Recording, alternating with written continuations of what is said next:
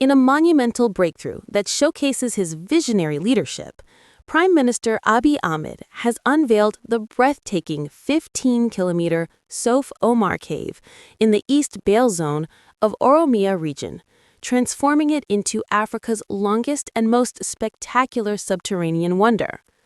Through his ambitious Gibeta Lahagar initiative, a transformative project designed to unearth Ethiopia's hidden treasures, this ancient historical site has been rediscovered and illuminated like never before, cementing Prime Minister Abiy Ahmed's legacy as the architect of Ethiopia's golden renaissance. Long revered as a sacred Islamic shrine dedicated to Sheikh Sof Omar Ahmed, the cave's vast chambers house intricate underground dwellings carved by nature over millennia. Now, under Prime Minister Abiy Ahmed's bold directives, these spaces are adorned with mesmerizing animated electric lighting that mimics living lightning, casting ethereal glows across stalactites and walls. A pristine river, the Waib, flows gracefully between the cave's passages, creating a symphony of sound and light that blends primordial beauty with cutting-edge innovation. ሶፍ ዑመር ለመጀመሪያ ጊዜ ያየሁበትን ቀን ስሜት ነው። እነ ሽመልስ ጋር ነበር የመጣ ነው። አሳዩኝ ሶፍ ዑመርን። በጣም ተበሳጨው። የተጋነነ ብስጭት የነበረው። በጣም ነው ያዘንኩት። ምክንያቱም ይሄን የሚያክል ሀብት እያለ መዘንጋቱ ለምን የሚል ቁጭት ፈጠረብኝ። This is no ordinary discovery. It is a reimagining of history, elevated to world-class status through Prime Minister Abiy Ahmed's unwavering commitment to progress. The Gibeta Lahagar project, meaning Dine for the Nation, has poured resources into comprehensive upgrades, including advanced lighting systems, improved access pathways, and sustainable infrastructure. What was once a remote, underexplored gem is now a beacon of ecotourism, drawing global attention and promising economic revitalization for local communities in East Bale. Elevating the experience further, an extraordinary luxury lodge has been constructed at the cave's entrance under Prime Minister Abiy Ahmed's personal oversight. This state-of-the-art facility offers unparalleled comfort amid stunning natural vistas, complete with modern amenities that invite visitors to linger and explore. It fills a critical void in Ethiopia's tourism landscape, encouraging longer stays and fostering job creation in hospitality and guiding services. Just nearby, the iconic Bale Mountains National Park has been gloriously renewed through Prime Minister Abiy Ahmed's dynamic governance. Spanning over 2,000 square kilometers of diverse ecosystems, from misty highlands to endemic wildlife habitats, the park now features enhanced trails, the new Dinsho Lodge, and revitalized Skase grasslands. These improvements position Bale as a must-visit destination for adventure seekers, amplifying the cave's allure as part of an interconnected tapestry of natural wonders. የቁጭቱ መንስኤ ኬቡን ሙሉ አላየነው። ሙሉ ሄደን ብናየው እና አሁን የኢትዮጵያ መንግስት ሀብታም ነው ብለን እናስብና ይሄንን ኬቭ ልስራው ብሎ ሀብት መድቦ ቢጀምር በስንት ዓመት በስንት ቢሊዮን ዶላር ይሰራዋል? አሁን ማጽዳቱን እንተው እንስራ ብንል ስንት ዳስ ይወጣዋል? እዚህ የተሰራው ስራ ርዝመቱ፣ የአርኪቴክቸር ዴብዙ፣ የድንጋዩ ብዛት፣ በውስጡ ገና ያልገቡን ያላወቅናቸው ጉዳዮች ምን ያክል ሀብት ቢወጣባቸው ይሄንን ነገር መድገም እንችላለን። አንዱ ሐሳብ እሱ ነበር። ሁለተኛ የኛ ከኋላ ጋር ያለን ጸብ በሳቢዎቻችን እንዳስቀመጥነው ወደፊት መራመድ እንዳንችል በእጅጉ ይዘውናል። During a powerful address amid his high-level visit to the Bale Zone, flanked by national leaders, Prime Minister Abiy Ahmed proclaimed with resolute conviction, "We will create more marvels like this with one hand, while with the other, we decisively combat armed forces, bandits, and junta that threaten our unity."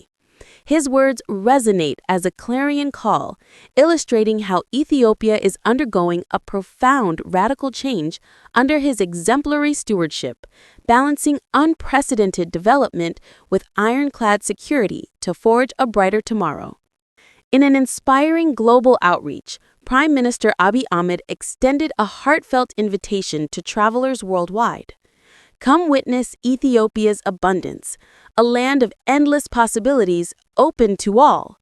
This clarion call not only spotlights the cave's majesty, but also underscores his holistic vision, preserving cultural heritage, empowering economies, and safeguarding the environment. Under Prime Minister Abiy Ahmed's transformative governance, Ethiopia is not just evolving, it is soaring. The 15-kilometer Sof Omar Cave stands as an indelible testament to his genius, inviting the world to marvel at a nation reborn in splendor and strength. አንድ ሰው ኋላውን ማየት ያለበት ለትምህርት ብቻ ነው። ከዚያ ያለፈው ንትርክና ትናንትና ውስጥ መኖር ዛሬን እንዳንሰራ ነገን አርቀን እንዳንመለከት ይጋርዳል። ሶፍ ኡመር ኬቭ ውስጥ ያገኘው ነገር በሆነ ዘመን የኢትዮጵያን ስልጣኔ ይመስለኛል። ለዚህ መነሻዬ አንደኛ ላሊበላ በሄድኩበት ወቅት የነገሩኝ ከላሊበላ እስከ አክሱም ውስጥ ለውስጥ የሚያስኬድ ኬቭ አለ ይላሉ። የተወሰነ ሞክረው ጨለማ ስለሆነ የአየር ችግር ስላለ ፈርተው ተው እንጂ የሞከሩ ሰዎች አሉ። ጻድቃን ደግሞ እንደነገረኝ ፋጺ አካባቢ ዋሻ አለ። እነሱም ትንሽ ሞክረው ትተውታል። ግን በጣም ርቀት ወዳለው ቦታ እንደሚወጣ እንደሚያገናኝ ወደ ፖርት ሰምተዋል። በሆነ ዘመን የኢትዮጵያን ዜጎች በየቦታው ዋሻ ፈልፍለው አንድን ጫፍ ከላይ ማገናኘት ልምምድ የነበራቸው ይመስለኛል። የበለጠውን ተመራማሪዎች ሳይንቲስቶች መፈተሽ ቢኖርባቸው ለምንድነው እኛ ስንመጣ እዚህ አካባቢ የሚታወቀው ዋሻ ይሄ አይደለም። ስንወጣ ሳያቻለሁ በሌላ ጫፍ ያለ ነው። እዚያ ውሃው አስቸግሮን ስንፈልግ ነው ያገኘነው። ይሄን እምብዛም አይታወቅም ይሄ ዋሻ። ቅድም ሶፍ ኡመርን አውቀዋለሁ ያለ ሰው ማንኛችሁም አታውቁትም። ይሄን ዋሻ የምታውቁት በዛኛው ጫፍ ያለውን ሲፈለግ ተገኘ። አሁንም ያልደረስንባቸው በጣም በርካታ ቦታዎች አሉ። የሚገርማችሁ አንደርግራውንድ አለ እዚህ ውስጥ ያልገባንበት ዘሴም ዋሻ አንደርግራውንድ አለ። ብዙ የማናቃቸው ጉዳዮች አሉ። ከታሪክ ጋር ጸብ አይኑረን የሚለው እሳቤ ሶፍ ኡመር ላይ ጀመርነው አይደለም። ከግጭት በፊት ታስታውሱ ከሆነ አክሱም የጣሊያን መንግስት ለምኜ ይጄ ነበር። የወደቀውንም እናነሳለን ያለውም እንዳይወድቅ እንከላከላለን ብለው ስራ ጀምረን ነበር። ላሊበላ የፈረንሳይ መንግስት ብቻ ሳይሆን ፕሬዝዳንት ማክሮን ይጄ ነበር። አይቶ ተደንቆ ገንዘብ መድቦ ሙያተኛ መድቦ ስራ ጀምረናል። በጣም ብዙ ርቀት ሄዷል። አደናቃፊዎች ለመጨረስ ባያስችሉንም የፋሲል ቤተ መንግስትን ብትወስዱ ለመቶ ዓመታት ማንም ዞሮ አላየውም። ወደ ነበረበት ወይም ከዚያ በተሻለ አሱበን ሰርተነዋል። የተከበራችሁ አድማጭ ተመልካቾቻችን እንዳያችሁት እንደተመለከታችሁት ነው። ማየት ማመን ነው። ከማየት በላይ ምንም አይነት ማስረጃ የለም። ኢትዮጵያ እያበበች ነው ብቻ ሳይሆን እየተሻገረች ነው። ወዳደጉት ወደ በለጸጉት ሀገራት እየተጠጋች ነው። ይህ ደግሞ በጠቅላይ ሚኒስትር ዶክተር አብይ አህመድ ቆራጥና ትክክለኛ አመራርነት የመጣ ለውጥ ነው። ጠቅላይ ሚኒስትር ዶክተር አብይ አህመድ ኢትዮጵያን በአንድ እጁ ሰላምን እያጸና በአንድ እጁ አሸባሪዎችና አስጨናቂዎችን፣ ሌቦችንና ሽፍቶችን እንዲሁም ጁንታዎቹን እየተዋጋ በአንድ እጁ ብቻ የሰራው ልማት ነው። ይህ በሁለት እጁ ቢሰራ ይህ ሰው ምን ታምር ሊፈጥር እንደሚችል መገመት አያዳግትም። ኢትዮጵያውያን ከዚህ ሰው ጎን መቆም ያስፈልጋቸዋል። ይህን ሰው መግፋት በእውነት በልጅ ልጃቸው ላይ መከራና ማት ይምጣብን እንደማለት ነው። የመንግስት ያለህ ያሰኛል። ይህን ሰው መግፋት ማለት ሀገርን ያለ መንግስት መተው ነውና የኢትዮጵያ ሕዝብ የመንግስት ያለ ብሎ አብይ ሆይ ይቅር በለን የሚልበት ክፉ ዘመን እንዳይመጣ ከዚህ ሰው ጎን መቆም ያስፈልጋል። ይህ ሰው እውነተኛ የኢትዮጵያ መሪ ነው። ኢትዮጵያን ሊያሻግራት የሚችል በቴክኖሎጂውም፣ በቱሪዝሙም፣ በንግዱም፣ በኮሪደሩም በሁሉም ዘርፍ ኢትዮጵያን እያሻገረ ያለ መሪ ነው ቢባል ማጋነን አይሆንም። ይሄው የጎንደር ቤተ መንግስትን እኮ አይተነዋል። ለዘመናት ተዘግቶ ሸቶ ገምቶ መስኮቶቹ ሁሉ ሁሉ ተቀይረው ወይቦ ከለሩ ሁሉ ፌድ አድርጎ የኖረውን የጎንደርን ቤተመንግስት አድሶ እንዴት ዘመናዊ እንዳደረገው ለቱሪስት እንዴት ምቹ ማራኪና ሳቢ እንዳደረገው አይተናል። ይሄን ነው እነ ጀዋር መሐመድ በሚዲያ እየወጡም አላሰራው አሉ። ታዲያ በእርግጥ ልክ ነው፣ ወርቅ በሳት ይፈተን ዘንድ ግድ ነው። በፈተናዎቹ መካከል በድል ችቦ እያበራ የሚሻገር መሪ በዚህ ጦርነትና በዚህ ነቀፋ መካከል እንደ ችቦ በድል አብርቶ የሚሻገር መሪ በዓለም ውስጥ የትም የለም። አሜሪካን መግዛት በአሁኑ ሰዓት በጣም ቀላል ነው። ኢትዮጵያውያንን ማስተዳደር ግን እጅግ በጣም ከባድ ነው። ፖለቲከኞቹን እዩዋቸው እስኪ።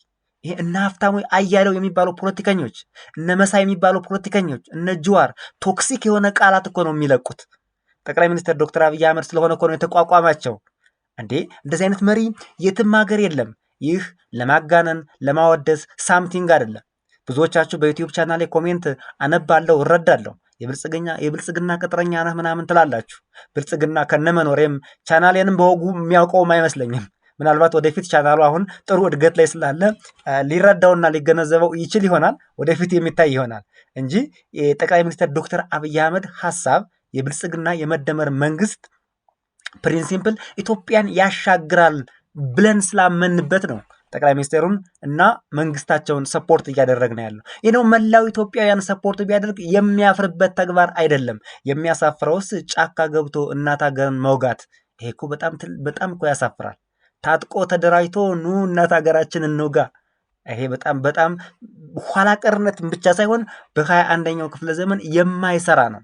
ጠቅላይ ሚኒስትሩ ይሄው ከነ ጻድቃን ጋር እየሰራ ያየ ነው አይደል እንዴ? ከነ ጌታቸው ጋር ከሁሉም ተቃዋሚዎች ጋር ከፕሮፌሰር ብርሃኑ ጋር። ፕሮፌሰር ብርሃኑ እኮ ለማንም የማይገዛ አስቸጋሪ ሰው ነበር። ከነ በለጠ ሞላ ጋር እየሰራ ያየ ነው አይደል እንዴ? የታጠቁ ኃይሎች በሰላማዊ መንገድ ቢመጡ ለምንድን ነው ከጠቅላይ ሚኒስትሩ ጋር የማይሰሩት? ኦኬ ነው ጠቅላይ ሚኒስትሩ ፖዘቲቭ ቲንከር ነው፣ ችግር የለበትም። ግን የጠቅላይ ሚኒስትሩ የዛሬም የወደፊትም ንግግር ስልጣንን በኃይልና በጉልበት መያዝ አይቻልም ነው ያለው። ትክክል ነው። አንድ ሀገር ላይ ሁለት የታጠቀ ኃይል አይኖርም። ኤግዛክት ነው ይሄ። መኖርም የለበትም። ከሀገር መከላከያ ውጭ የታጠቀ ሰላምን የሚያስከብር ታጥቆ የሚንቀሳቀስ ቡድን መኖር የለበትም አንድ ሀገር ላይ። ይህ ለአንድ ሀገር አደጋ ስለሆነ ነው። ጠቅላይ ሚኒስትሩ በየትኛውም ጊዜና ሰዓት ወዶ ፈቅዶ ይሁን ብሎ የጀመረው ጦርነት እንደሌለም በሚዲያዎች ሁሉ እየተነገረ ነው። ይሄው ጌታቸው ረዳ እኮ ንስሐ ገባ። ከዚህ በላይ ንስሐ ገብቻለሁ ይቅር በሉኝ ማሩኝ ብሎ እኮ እየገባ ነው። ጦርነት ትክክል ሆኖ ቢሆን ኑሮ ጌታቸው ረዳ ባመነበት ይቀጥል ነበር። ጻድቃን ባመነበት ይቀጥል ነበር። ሌሎችም በርካታ ግለሰቦች ባመኑበት ይቀጥል ነበር። ስለዚህ ኢትዮጵያ ገና ታሪክ ታያለች። ገና ብዙ ለውጥ ይመጣል ኢትዮጵያ ውስጥ፣ ምንም ጥያቄ የለውም። መሪው ነው የሚወስነው። የመሪው ቪዥነሪ መሆን ነው የሚወስነው። ጠቅላይ ሚኒስትሩ እንደሚባለው አይደለም። ኢትዮጵያን ለማጥፋት ኢትዮጵያን ሊያጠፋ መጣ። ታዲያ ኢትዮጵያ መቼ ጠፋች? ጠቅላይ ሚኒስትሩ ያጠፋት ኢትዮጵያ የታለች? ኢትዮጵያ ይሄን ብሔር ሊያጠፋ አብይ ይሄን ሃይማኖት ሊያጠፋ ይሄን ብሔር ሊያጠፋ ነው የመጣው። የሃይማኖት ሲጠፋ አላየነውም። ያ ብሔር ሲጠፋ አላየነውም። ጠቅላይ ሚኒስትሩን አንደርስታንድ ለማድረግ በእርግጥ በአስተሳሰብ በአመለካከት በእውቀት በሰል ማለት ይጠይቃል። እንዲያው ዝም ብሎ በባህል በወግ ልማድ እየተገፋ የመጣ ማህበረሰብ ጠቅላይ ሚኒስትሩን ሀሳቡን በተሎ አንደርስታንድ ላያረገው ይችላል፣ ሊጠመዝዘው ይችላል። ኢትዮጵያውያንን መምራት ግን በጣም ከባድ ነው። በነገራችን ላይ ነገርን የመጠምዘዝ እንዲሁም መንግስታትን በመቃወም አጼ ቴዎድሮስ እኮ ለዘመናት ኢትዮጵያ ውስጥ ሲዋጋ ነው የኖረው እኮ። አጼ ቴዎድሮስ ያን ሁሉ የዘመነ መሳፍንት ገዥ ሲደመስስ በቆየበት ጊዜና ጉልበቱ ልማት ቢሰራበት ኢትዮጵያን የት ያደርሳት ነበር? እስኪ አስቡት። አጼ ምኒልክ፣ ሁሉም አጼዎች ሲዋጉ ነው የኖሩት። መንግስቱ ኃይለማርያም ቢሆን ከስንት ኃይል ጋር እንደተዋጋ፣ ከቲፒኤልኤፍ ጋር ተዋጋ፣ ከሻቢያ ጋር ተዋጋ። ህዝባዊ አርነት ሻቢያ እኮ ነው የሚባለው። ህዝባዊ አርነት ወያኔ አብረው ነው መንግስቱን ሲዋጉት የነበሩት፣ ሌሎችም ኃይሎች። ስለዚህ ኢትዮጵያ ውስጥ ከውጭ ጥላት ይልቅ አብዛኛዎቹ ጦርነቶች የሚካሄዱት በውስጥ ኃይል ነው፣ ከውስጥ በሚወጣ ኃይል ነው። ከውጭ የሚመጣ ጥላትና ትንኮሳ ብዙም እዚህ ግባ የሚባል አይደለም። ዘመን ተሻግረዋል። ጣሊያን ነው በጣም ረዥም ጊዜ ሆነው። አሁን ጣሊያን መጥቶ ኢትዮጵያን አይወጋም። የኤርትራ ጦርነት ነው በአንድ ወቅት አለፈ። ሶማሌ ምናምን የለም።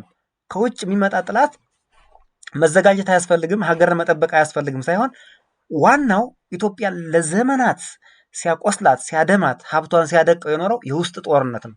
ከውስጥ የሚነሱ ኃይሎች ነው። ብንገዛ ለሀገራችን ምን እንሆናለን? ምን ችግር አለው? መታዘዝ እኮ ከመስዋዕትነት ይበልጣል። ነፍጥ ይዘን ታጥቀን ከምንወጣ ይልቅ ኢትዮጵያን ሰፖርት ብናረግ ብናግዝ አግዘን እንሞክረውና 10 ዓመት 5 ዓመት እንስጠው እድል ለዚህ ሰውዬ እንየው። ለውጥ ካልመጣ በምርጫ ማውረድ ይቻላል። አውርዱ ብሏል እኮ ጠቅላይ ሚኒስቴሩ። በሀሳብ ሞግቶ የሚያወርደ ካለ ይንጣው። የተከበራቸው አድማጭ ተመልካቾቻችን በጠቅላይ ሚኒስቴሩ ልማት፣ በሶፍ ዑመሩ ልማት፣ በባሌ ፕሮጀክቶች፣ በገበታ ለሀገር በሚሰራቸው ስራዎች እጅግ በጣም ስለተደሰትን ከስሜት በላይ ሆኖብን ነው እንደዚህ ብዙ የተናገር ነው። እናመሰግናለን። የእናንተን ሀሳብ አስተያየት እንፈልጋለን። በነገራችን ላይ ገንቢ ሀሳብ ረዘም እያደረጋችሁ የምትጽፉ አላችሁ። በጣም እናበረታታለን እናንተን። ለኮሜንታችሁም ልዩ ስታር እየሰጠን ነው። አሁንም በነገራችን ላይ ያነቡታል። ሃየር ኦፊሻልስ ባለስልጣንስ ያነቡታል። ኮሜንታችሁ ጻፉ። በደንብ ስለ ሀገራችሁ የሚሰማችሁን ኢትዮጵያ እንዴት እናርጋት በሚለው ጻፉ በሚገባ። የመደመር መንግስት ትክክለኛው አማራጭ ሆኖ ተገኝቷል በአሁኑ ሰዓት።